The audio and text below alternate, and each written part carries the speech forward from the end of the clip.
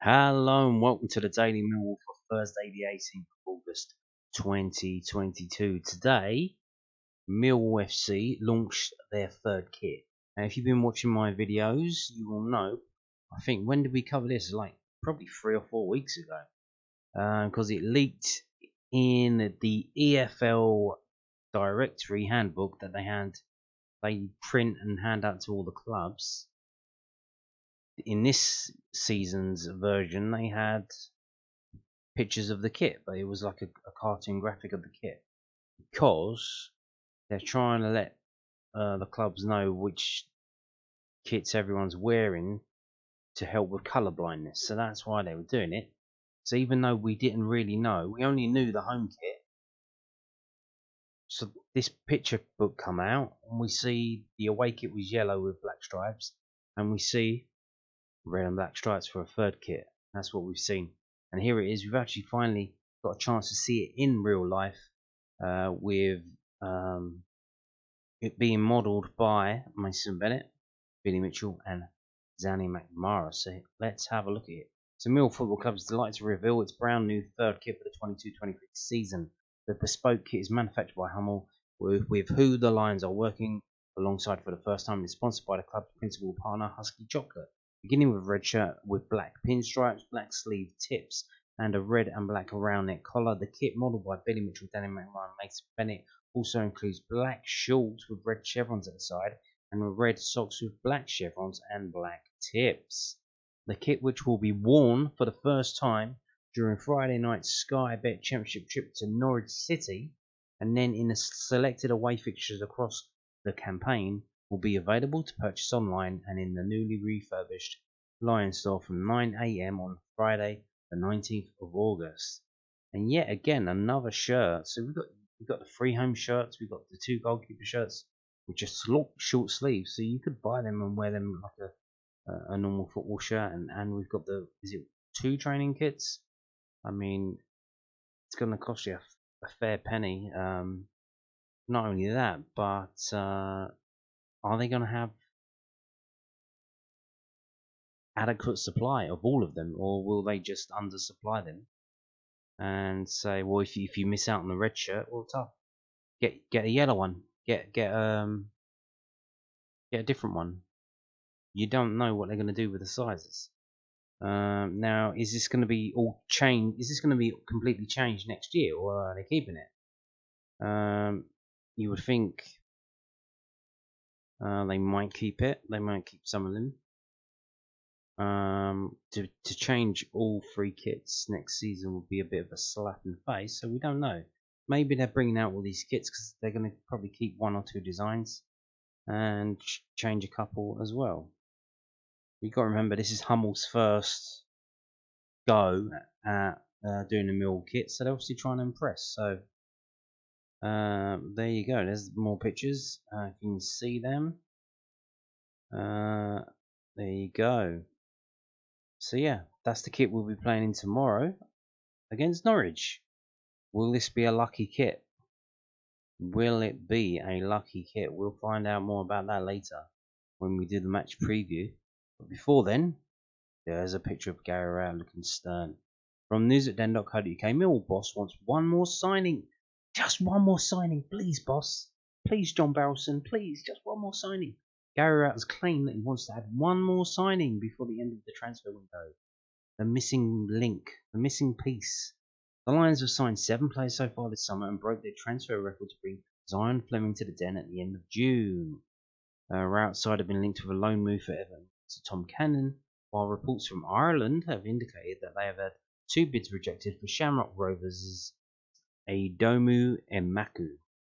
The Millwall boss has been quick to dismiss any transfer speculation, but went on to confirm he's still in the market for another addition before the transfer window shuts on September the 1st. A lot of the names that are mentioned are just links that people put together, he told News at Den. They've got nothing to do with us and nothing to do with what we want to do. I think we're always looking to add. We'd like to add one more player before the window shuts if we can. Then really it's just if there's any other opportunities that are worth doing. We're not looking to do lots, but another player is something that we'd like to try and find the right player that can help us become better. That's what we'll look at. Rowett was open about his search for a striker before Millwall announced the signing of Andreas Voglsammer last week, but refused to reveal if he was looking to add more depth in a particular area of the pitch. No, not really. We're just looking to add a player in an area that we feel we have a little bit of a lack of balance in the squad. We're looking to tweak and add numbers and a little bit of strength and depth where we can. So you what? So he's literally. It looks like he was asked which position you're looking for, and he doesn't want to say because he doesn't want the person who's playing in that position now to get a strop on and start playing badly. So if he says, "Oh, we're looking to bring in a new left wing back," and Scott Malone's going to be like, "Oh, really?" And that could go either way. He could get pissed off and be a bit moody, or he could pull his sleeves up and think, "Well, really, you want to replace me? Yeah, we'll see about that." So it could go either way, but you don't know. So yeah, just one more signing. Just one more signing. Managers are funny, and they every year they want 3 or 4 signings, and like I imagine next summer is not going. We're not going to sign that many players. The only way we will is if we go up, because we'll have to spend a lot of money to even compete in the Premier League. So Mill's new striker signing, new strikers backed to be starting matches soon after making positive early impressions. Yes, he hit the woodwork. This is from LondonNewsOnline.co.uk. Andreas Voglsammer will be starting Millwall matches soon, with his game intelligence already earning praise from manager Carrow Road. The German striker, well, he's 30 years old, so he's got a lot of experience, though he should know a bit about the game by now. The German striker signed last week from Union Berlin made his debut in Tuesday's 2-2 draw against Swansea City. Voglsammer hit the bar for the South Londoners. He was unable to play any part in last weekend's victory over Coventry as he awaited a work permit. He is a top quality player who has played at the top level in Germany, Rowett told the staff and the press. We were absolutely delighted to bring him in. You saw his intelligence with some of the runs he made in behind, not least for the one where he manages to shape and control a half volley onto the bar. That showed great technique as well. There was also the diligent way he comes on and knows when to press. He knows how to cut off passing lines to tactically help the team. I was really, really pleased with him. He's another one where we probably just need to bring him through 2 or 3 games first before he's then in a position to go full-blooded for 90 minutes. He's not started lots and lots of games for a while. I'm not going to say it will definitely be that way, but sometimes we feel he's more suitable to give him 2 or 3 games off the bench to impact it, and then try and unleash him a little bit. He's a player I expect to start for us soon, but it's a tough week with 2 away games in close proximity, and we'll try and help out all the players where we can. Indeed.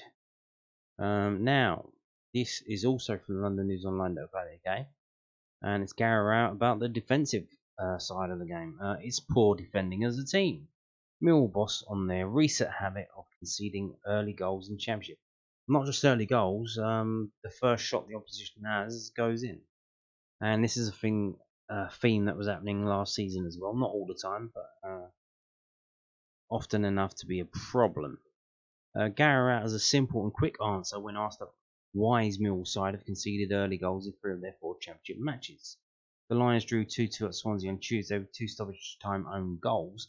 The hosts went 2-0 up the side the opening 13 minutes. Millwall also fought back to win 3-2 against Coventry at the Den on Saturday, with our opponents breaching the host goal twice inside the opening half hour. Sheffield United also scored both of their goals in a 2-0 win at Bramall Lane with only 22 minutes on the clock. It's poor defending as a team. It's very easy to pinpoint, Grant told the South London press. We've shown the players we've started games a little bit passive. We're not dealing with little bits of individual movement at that point. You have to go places like Sheffield United, Swansea and Norwich, and you have to be able to deal with bits of good attacking play, and that's what opposition at this level do. It's a team, not any individuals or any one moment. We have to do that better. It's very difficult to get a foothold in any game, particularly when you're 1-0 down after 1 minute and then 2-0 down not long after. We're trying this year to be a little bit more aggressive in certain areas, and that might lead to little bits of extra space available, but that's what we're trying to do. If that has a downside, then you have to assess that and try to solve that, because what you can't do is go to Norwich and be 2-0 down after 20 minutes and just expect us to keep coming back all the time. It doesn't work like that. It's up to us to fix it, and the players will work hard as ever to try and do that. Sean Hutchinson has played just 26 minutes of league football this season, but came off the bench at Swansea. Rowett has already indicated he is set to make changes at Norwich tonight. Was this written post midnight? Not least because of the quick turnaround and yet another away fixture. It's a bit difficult. Hutchie missed the first game through injury, said the Lions chief. The likes of Cressy got his opportunity and scored 2 goals, then deserved to keep his place. Coops has been such a rock for us for such a long time. He's such a top player. We've got great options like being able to bring on Hutchie and Lenny just to make sure if we were stretched on the counter attack we could deal with it. If you look at the moment when Lenny stops over Femi, not only is it a great tackle, this is exactly the reason why we brought him on. We knew he might be a little bit open and we needed to be able to cope with that. Of course, heading into Friday, you want to be making good decisions with your squad. We're in a position now where even at the back, you wouldn't normally change too much, but when you've got players like Ashton and Ryan Leonard, it makes it quite easily to potentially rotate and freshen up in the right areas. Indeed, so does that mean they'll both be starting? Will Hutchinson start and maybe Ryan Leonard will be taking the place of Danny McNamara? I don't know. But yeah, I think if Hutch starts, that is I'm going to put my neck out and say if Hutch starts, we're not conceding 2 goals in the first 20 minutes, that's for sure. So, before we get onto the preview of the Norwich game, we're going to talk about the under-23s for a little bit. Kevin Nugent on Mill under-21s. Sorry, under-21s. On Mill under-21s start to the season. 2 games, 2 wins. It's been a good start to the Professional Development League season for Mill under-21s. 1-0 success at Hull City on the opening day was backed up by 4-0 demolition of Barnsley at the Den on Tuesday afternoon, meaning that the Lions have maximum points without conceding so far. Ahead of that success is under-21s boss Kevin Nugent, who spoke to millwallfc.co.uk following the victory over the Tykes. Our win at Hull City was a good away performance, he said. There are things to improve on, as always, but we found a way to win despite coming under pressure. In the second half, we defended well. I was very pleased with our win against Barnsley, but I feel as though we can still play better. We can keep the ball better, create more chances, and be better in the final third. But overall, it was a convincing performance from the lads. The lads are playing well at the moment, and tactically, they're putting all our plans in place. I'd just possibly like us to retain possession better. Seb Drozd, parentheses 2, Abdul Malik, and Nino Abdul Malakai found the net in EC16 as Mill cruised to 3 points with the boss. Certainly side will stay grounded despite their perfect record. They're a good, honest bunch of lads, so they won't need their feet kept on the ground too much. That is a development side of it though, and something we'll touch on, but they have that mentality themselves as well within the group. There's enough characters to lead each other on. And next up for Millwall under-21s is a trip to Birmingham City next Monday, 22nd of August, which will be played at Birmingham City's training ground, I believe, so that's not open to the public. One thing I would note, we've played 2 games, we won 2 games, kept 2 clean sheets, but they have both been against northern teams. The league is split into north and south. You play the south teams home and away, but you only play the north teams once, either home or away. Historically speaking, to be fair, probably since the time of William the Conqueror, the north has not been as strong as the south overall. Obviously, we have teams like Manchester United and Liverpool and whatnot doing what they're doing, but generally, in terms of the leagues and the non-leagues and all that, the north isn't all that, to be honest here. So, especially at under 21 level. So when we play a southern team, and depending on how we do against them, then we'll know how good we really are. Now, I wanted to share this as well because this is a very good match report from the other team, Barnsley. Now, normally, to be fair to Millwall, their match report was bare bones. I think they were more concentrated on the Swansea game. This picture wasn't taken from the game that we had with them because that was obviously at the Den, so this isn't at the Den. But the words are from Rob Mathers, and this is from barnsleyfc.co.uk. Barnsley under 21s suffered a heavy 4-0 defeat against Millwall at the Den on Tuesday afternoon. Although the Reds displayed good spells at certain points through the game, the Lions' quality in front of goal and solid defence was enough to dismantle the young Barnsley team. The hosts opened the scoring early in the first half in the 9th minute. Some quick passing play down the right led to Sebastian Drozd receiving the ball in the box. A quick turn and shot from the attack and left our trialist keeper with no chance to save it as the ball was firmly planted in the bottom right of the goal. A poor start became even worse for our under-21s by shortly after striker Abdul Malik Shalah received a defence-splitting through ball from midfielder Arthur Penny, and the attacker made no mistake in a one-on-one, rounding our keeper and tapping the ball into an empty net. Barnsley kept their heads up despite the 2 quick goals scored by the home side and fashioned a chance of their own. A nice spell of attack play following some good pressing down the right resulted in a shot from Joe Ackroyd. However, the midfielder saw his attempt blocked. The game became increasingly difficult when Tom Harben was forced into a change. A rough challenge on Kareem Hassan Smith resulted in the fullback being forced off with an injury midway through the first half, with Danny Benson taking his place. Our under-21s had the best chance of the game shortly before the interval. Slobodan Tedic latched onto a long pass from the back and managed to control the ball and take it past the goalkeeper. However, a miraculous piece of defending from Chin Okali denied the striker from tapping into an empty net with a slide tackle from behind. Just before half-time, the Reds saw another chance go begging. An impressive bit of attacking saw the ball fall to Butterfield, whose attempt from the edge of the box was just dragged wide. Half-time, Millwall 2, Barnsley 0. Following the restart, the Reds continued with their pressing play, trying to rob the Lions further up the pitch to bring themselves back into the encounter. The hosts narrowly missed out on bagging their third of the game as a chance involving both goal scorers saw Abdul Malik playing Drozd, whose effort sailed over the crossbar.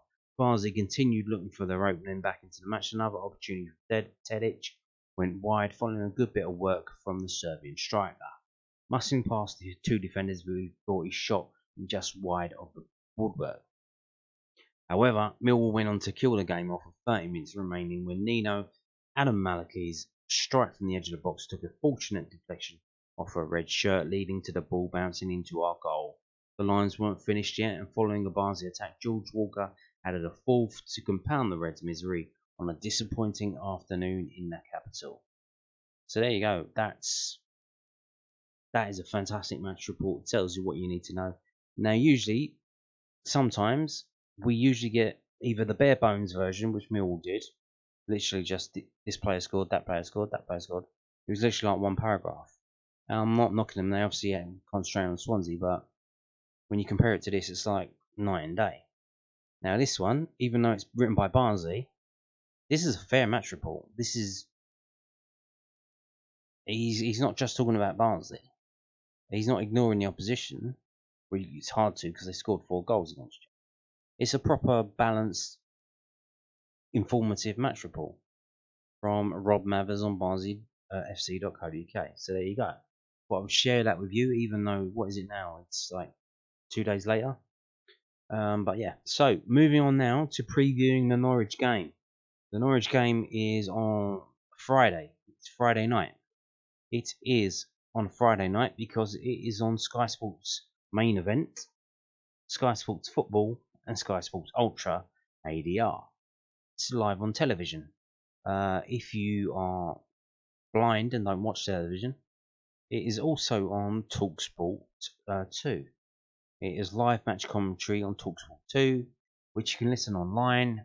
You can listen through their app, or if you got DAB. I'm not sure if it's on Preview or on Sky Radio. I'm not too sure. I think it's a DAB exclusive because they're trying to get people to buy those things. But why would you when you can just stream it online? I don't understand. But yeah, live commentary of the championship match between Norwich City and Millwall. And it kicks off at 8 p.m. Now, if you are around the world, here are your watching options. So there you go. Just pause it and have a look and see if that's your country, your channels. It's Sport 2 in Israel, Nova Sport Bulgaria. I assume that's in Bulgaria. BN Sports France 5 HD Max, Arena Sport 2 HD Serbia. So these are all your options if you're in a different country. I assume as well that means you can't buy a match pass and watch it. If I'm not sure how it works. I don't think you can buy a Mill TV match pass, but I think it's just if you live in any of these countries where it's being shown on TV. If you're in another country, you might be able to. So if you're in like Burkina Faso, and then like it doesn't look like they're showing it in Burkina Faso or South Africa or somewhere, I don't know, Argentina, you might be able to buy a match pass on what was iFollow's Mills TV. So we don't know, but good luck with that. I'll be watching it on Sky. So there you go. So that's the game, and here we go. Preview. This is from 11v11.com. Now, I've sorted it in terms of Norwich City at home versus Millwall, and I've got to tell you now, this is absolutely dire. Watching this, there is just a sea of red. We can go all the way down to here, this game here, November 2020. That was a pretty decent result because it was a 0-0. And getting a draw at Carrow Road is an absolutely fantastic result for Millwall. Because from this result all the way to the top, to the game on the 4th of December 1920, that is 44 games we've played at Carrow Road. 44 games. We have won 1, 2, 3, 4, 5. We have won 5 games out of 45 at Carrow Road. This has got to be... It's got to be our absolute worst record at any ground, probably. Pro rata in terms of, there are probably places we've been there 3 times and not 1. But to go to a place 44 times and only win 5 of those, there's obviously some kind of voodoo involved or something. That's not statistically, that's an anomaly. You wouldn't expect that to happen. And there's been some heavy defeats. So only in 2018, well, that's not heavy, but it was 7 goals in the game. We lost 4-3, we lost 6-1 on Boxing Day 2014, 6-1. Couple of 3-1s in 2002, 2003. 4-1 in 1986 in the League Cup. 6-1 again December 1985. 5-2 1967 December. So obviously don't like playing in December. Carrow Road. 4-1 September 1955. We it's absolutely dire. Now when did we last win there? 1968. We won 3-0. 1968 we won there. 3-0. So if we look at the other times we won there. Now 1927 kept a clean sheet, 1-2-0. 1938 kept a clean sheet, 1-2-0. 1950 kept a clean sheet, 1-2-0. 3 2-0s. 1948 didn't keep a clean sheet, but did win 2-1. So of the 5 victories, 4 of them we've kept a clean sheet. And it seems keeping a clean sheet is the key to beating Norwich at Carrow Road. There's also a number of 0-0s. What is it, 3? It's like there's 3 0-0s, 1995, 2002, and obviously last time out in 2020. Doesn't look good though, does it? Doesn't look good. Now, obviously we have to factor in the fact both teams are playing Tuesday, Friday, and the absolute scenes at the end of the game against Swansea, the nature involved, the Millwall players are going to be on cloud 9 after that. They're going to be hyped up. Serotonin levels are going to be through the roof. They're going to be happy. And whereas if we'd have come away from that game not doing that, it would have been a totally different. They'd all been down in the dumps, not feeling too good about themselves, and probably would have bled into this game because it's not only a two-day break between the games. So it's a hard one to predict, but someone has to do it. So David Pratton is predicting it, and obviously because we're the game on Sky, we are at the top.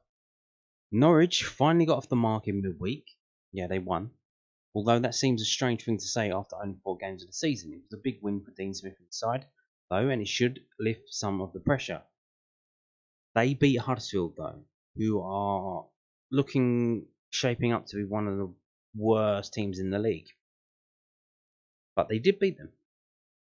You think you've seen it all in the Championship, and you see how Millwall managed to get a draw at Swansea on Tuesday night. It was scarcely believable. I think that will give them the confidence to head to Carrow Road and get a draw. And Pratton predicts 1-1. So obviously, Norwich, a bit shaky. Millwall, absolutely flying. Scoring goals for fun. Top scorers in the league, even though none of our strikers have scored. Very weird. But whatever, we'll take it. 5th in the table. But our stinky record at Norwich, no one's going to stick their neck out and say that we're going to win there. Because we don't win there. It's not a thing we do. We've only won there 5 times in 44 trips. And I bet if you probably look on the bookmakers, I doubt we should probably be something like 10-1 to win this game. But I bet we're not. I bet it's probably closer to 2.5-1. But let's have a look at this from whoscored.com. So here we go, the last 6 games. Norwich have won 5, Millwall won 0, and there's been 1 draw. That was a 0-0 draw last time out. Norwich have scored 16 goals. We have scored 6. They've got 5 yellow cards. We've got 10. If we look at the match facts on the right hand side, Norwich are undefeated in their last 10 home matches against Millwall in all competitions, and the rest. I think this only goes back to 1990. So it's more than that. Where is it? This one. Shall we count it up? Undefeated 1, 2, 3, 4, 5, 6, 7, 8, 9, 10, 11, 12, 13, 14, 15, 16, 17, 18, 19, 20, 21, 22. 22. They're undefeated in the last 22 home games against Millwall. 22. That's insane. That is insane. Millwall failed to win their last 8 away matches. Yeah. Millwall have conceded at least 2 goals in their last 3 matches in the Championship. Yes, also true. But here's the table. Early form. But goals for 7, goals against 6. Norwich 4 and 5. We've won 2, they've lost 2. So that's why we're like that. Here is Norwich's home form. They played Norwich. I think that may have been second game of the season. Though. They drew 1-1. They played Birmingham in the cup at home, and they drew 2-2, and I think they went through on penalties. So they haven't kept a clean sheet at home, which is good. And they beat Huddersfield, who are absolutely dog shit. But Huddersfield were down to 10 men. Norwich are not all there at the moment. They haven't figured it out yet. But Millwall have failed to score against Cambridge and Sheffield United. And technically, you could say they failed to score against Swansea because they were too 2 own goals with crosses from, was it Malone and McNamara? So you could say that. But yeah, here's the strengths and weaknesses. Millwall have got a lot more strengths and quite a few more weaknesses. And here's the style of play. Non-aggressive for Norwich's style. Good luck with that. Good luck with that. Opponents play aggressively against them. Is that gonna go against us? So are we gonna get a few yellow cards, sending off fouls and whatnot? Does that mean we won't get a lot of set pieces if Norwich don't play aggressively? How are we going to score without them? Millwall will score as a result of an opposition error. Well, there you go. That's very likely. So they think there's going to be... Oh, yeah. I did see. What did I see?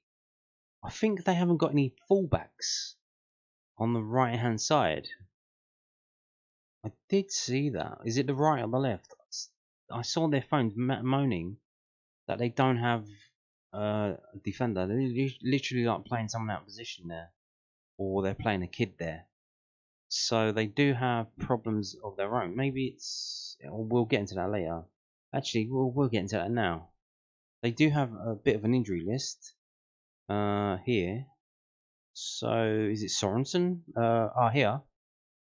Left back. They don't have a left back. Yeah, look.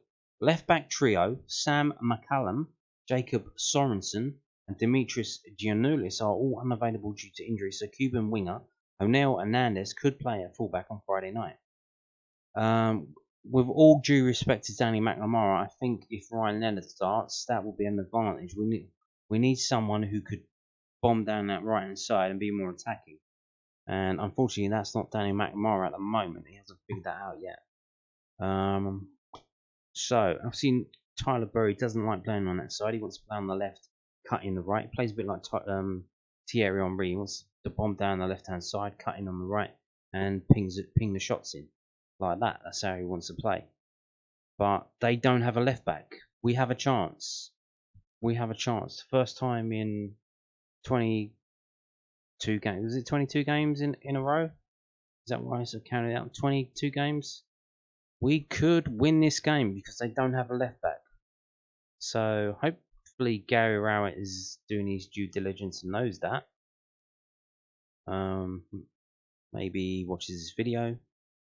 Maybe someone who watches this video can tell him that they don't have a left back. Who would you play? Would you play Ryan Leonard? Now, if Jed Wallace was still here, he would fucking absolutely love that, going down that right hand side where they don't have a left back. That would be brilliant, but he's not. So who do we play then? Sounds like it's got to be Ryan Leonard, no? Timo Pukki remains a doubt. And they're the match facts that we've seen. But here's the prediction. Norwich were in cruise control against a 10-man Huddersfield side on Tuesday night as goals from Daniel Sinane and Josh Sargent helped the Canaries to their first league win of the season. That result eases the pressure on Dean Smith heading into this winnable Friday night encounter. Millwall benefited from 2 injury time own goals on Tuesday night as they rescued a point from 2-0 down against Swansea in the most bizarre fashion. The Lions occupy a playoff place after claiming 7 points from their opening 4 league games, and they give a prediction as Norwich 2, Millwall 2. But here's the thing, so both David Prutton and this website have predicted a draw, and I think they want to predict a win for Millwall, but they can't just give themselves to do it, because how shit our record is there, and it's Norwich, the team that everyone crowned as champions before the ball had been kicked this season. Oh, they're Norwich. They're the yo-yo club. Yeah, they're going to go straight back up. They're going to yo-yo. Yeah, well, hold on there. They're not. They are the one team that's struggling this season. There's always one of the 3 that come down, and it's them. They're struggling big time. They drew against Wigan. They barely beat Huddersfield, who were down to 10 men. So what's happening there? They didn't even Here's the thing: a lot of their players didn't want to leave. They didn't leave. Watford's players, a lot of them wanted to leave. What happened to Norwich's players? Now maybe because no one wanted them, because they finished bottom of the Premier League and no one wanted to sign them because they don't think they're any good. Maybe this is a chance for us, but like again, it depends on the team that starts. If Hutch starts, if Leonard or someone else can go down that right hand side and fuck up their substitute left back, turn him inside out, or just bully him. Maybe Voglsammer can start there. I don't know. We could be doing something, and not only that, you know our players.